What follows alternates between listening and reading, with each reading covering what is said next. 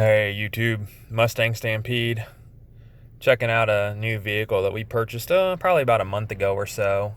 The wife had been wanting a new Honda Civic, and she had been driving a Toyota Corolla S that I had drove to about 100,000 miles, and she's put another 70,000 on it, and it's getting ready to go to one of the girls. So she didn't end up with a Honda Civic. We actually ended up with this 2021 Accord 1.5 liter turbo. It is a sport special edition. All right, so here's basically the window sticker. See if you can, that's better, get it out of the sun there. All right, so basically 19-inch wheels, all seasons, the LED fog lights, leather seats, heated seats, leather wrap steering wheel, no sunroof for some reason. The sport edition, or the sport special edition, doesn't get a sunroof. Total window sticker was $29,675. If I recall right, we was about $26,800 or $27,000 is what we end up giving for the vehicle. All right, so it's got 769 miles now. I think it had 5 when we bought it. She's been driving it to work when it's not super rainy out. It's got the full infotainment. I won't play the music because every time I play music, it ends up blocking it on YouTube. Here's leather interior. Here's the heated seat controls. It's basically just key fobbed. So that's the remote start button. She was definitely wanting remote start. It's push button start as well because it's on the fob. Pretty spacious back seats. We immediately got the windows tinted. It's going to be hard to tell that the windows are tinted, but we immediately got the windows tinted. So some of the other features this car has, it has like the Honda sensing. It has the lane assist camera, which is up here behind the rear view mirror. This car, I've driven it one other time, I think. She's pretty much been babying it. Since it's hers, she picked it out.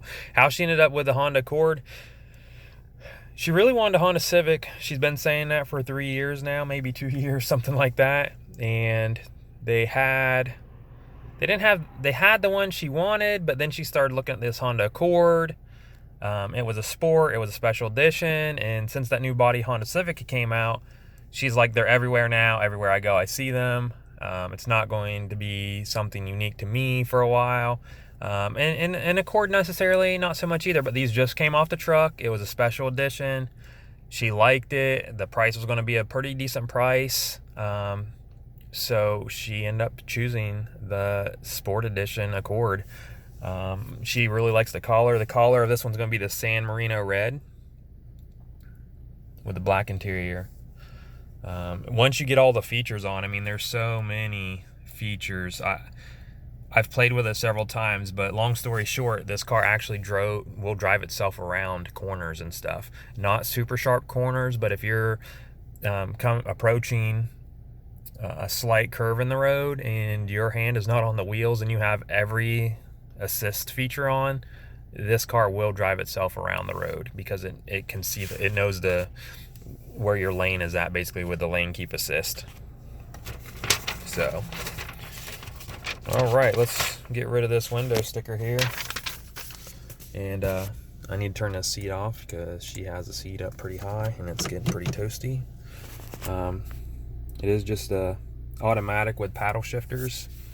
You got the econo mode, sport mode, and all these extra functions and doodads.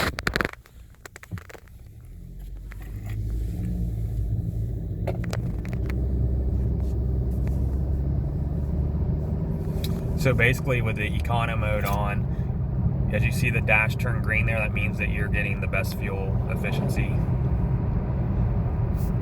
When it's white, you're not getting good fuel efficiency. And I believe it also turns red for like hard acceleration or whatever, right? One of these screens should have a boost gauge. There went a lane departure. It's just very subtle. It will shake. It just barely shakes the steering wheel and basically tells you you're going out of your lane. Let's see if it does it again. Nope, didn't sense it that time. I actually believe the lane departure kicks in more so when it knows that there's another vehicle coming because of the sonar thing on the front bumper or whatever it is.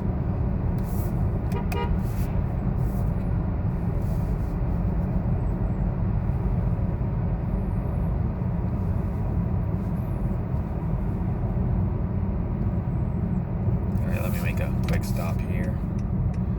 That way I can see where the different gauges are at, because you can select various gauges or whatnot. It can be a little bit more difficult to do when you're driving here. So, okay, auto idle stop is disabled right now. We turned it off. I'm not a fan of the car shutting off and turning back on, shutting off and turning back off on. So it's actually off because that's another option that's there. So let's see if we can go to the home screen, scroll up to TAC.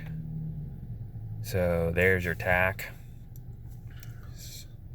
Red line is like 6,500 RPMs or so. Hit the home button again. Warnings, safety and support, maintenance, rear seat belts. I believe that is more of a no child cooked in a car.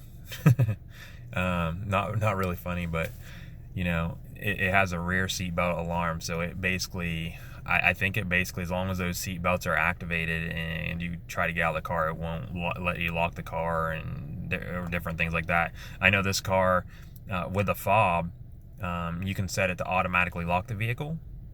As you walk away, you'll hear it lock and go boop boop or whatever, you know. And then as you come back, it knows that the fob is present again, near field communication, whatever you want to say, and it will unlock the car. And then as you put your hand into the slot, it will it actually don't unlock the car. Actually, as you get approached, the lights come on, and then as you put your hand into the door handle, it will unlock everything because it knows you're there. Driver attention. I believe that's one of the things, again, it knows if you're really not being attentive to the vehicle, and it will warn you, like, put your hands back on the wheel or this or that. So, and more driver support. Traffic signs, it does kind of display traffic signs. We've noticed that maybe it needs an update to Android Auto or something, but some of them appear to not be correct. Sometimes it will say like 80 mile an hour on a 55 mile an hour road. And just for reference, we have no 80 mile an hour roads in our area. Phone, again, Android Auto or whatever the iPhone equivalent to that is, it's capable.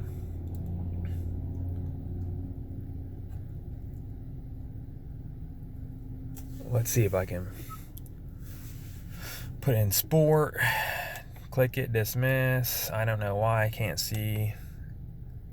Oh, here we go. I see it now. So in sport mode, when you go to the TAC, you get not only your RPM gauge to 6.5 RPMs. To the right there, you get your boost gauge. All right, so we're in sport mode now. And of course, so there's your red, meaning that you're not going to be getting great fuel economy.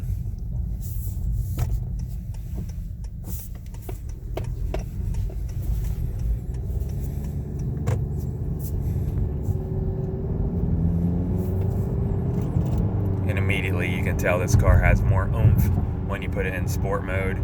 Driving around in the econo mode, or whatever you want to call it, econ mode, it's not the greatest, right?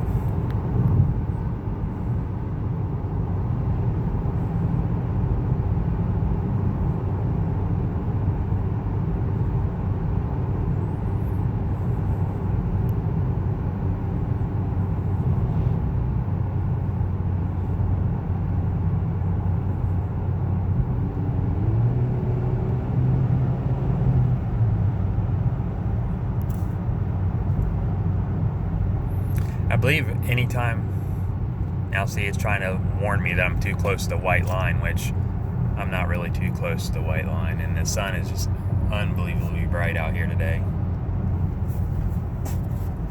This has adaptive speed control too, so if I had the adaptive speed control on, it would already know I'm probably getting too close to that vehicle and it would start to brake the car would brake itself.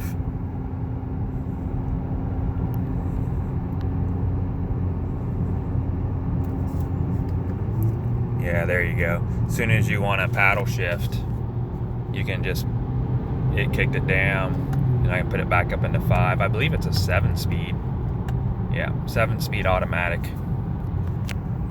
That's where you're getting the better gas mileage at, is with that 7-speed automatic.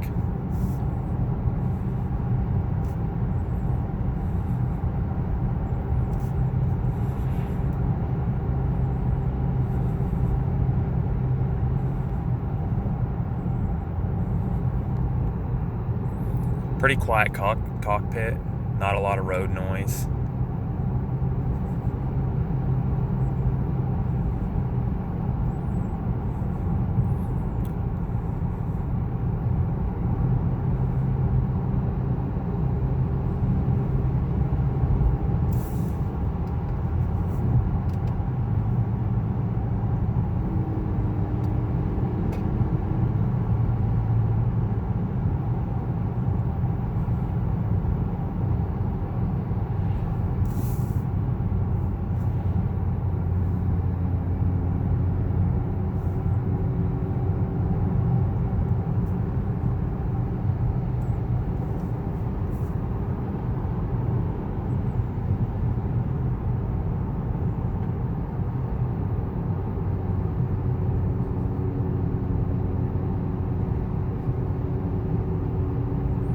Now I'm starting to wonder, I did read something about, you can see that LED light flashing in the dashboard. I had read somewhere else that there is another car that has some kind of lights like that actually know what you're doing somehow, or like it's taking a picture, or it's doing something. Now it's not flashing. Let's see, maybe it's, there's another car now that has some kind of invisible light that can be seen in camera, and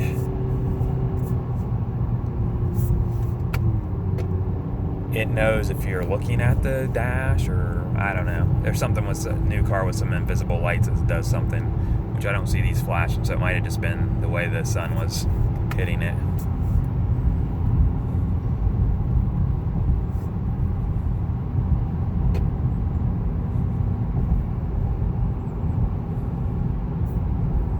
We did like the roomy feel of the Accord over the Civic. The Corolla's kind of small. I drove it for, like I said, 100,000 miles. Then she continued to drive it, and I got the Subaru WRX. Surprisingly, the WRX, for being a small car, the leg room for the driver is just unbelievable. I'm 6'1". I don't even think I can put the seat all the way back and fully engage the clutch to the floor. I think I'm like 1 or 2 notches from being all the way back. So we did like the roominess of the Accord a little better, more space. The back does have it has USB ports in the back for charging your rear passenger devices. It also has like a bench drop down, like a truck would have, for armrests in the center and cup holder in the center that comes down out of like the back of the couch. If like a third person was sitting there, you wouldn't be able to do that.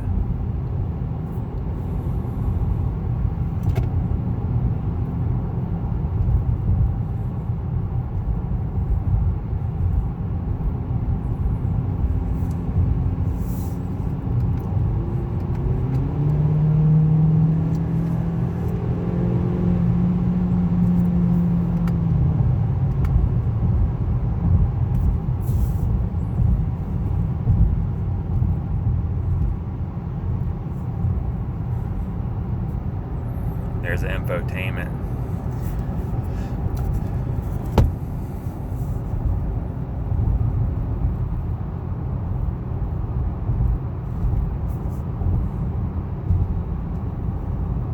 She didn't opt for a front windshield stripe this time around, so there is no front windshield stripe with a window tint. And again, you can't really tell. You can't look into the car real well, but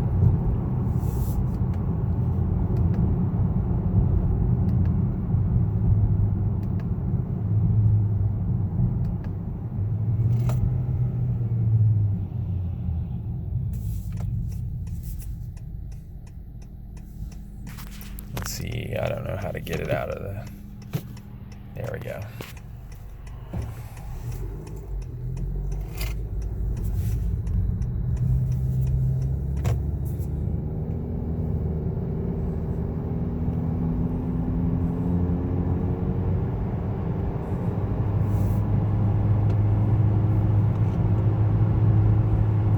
One thing that did happen already, she came home, she's like, the car won't lock.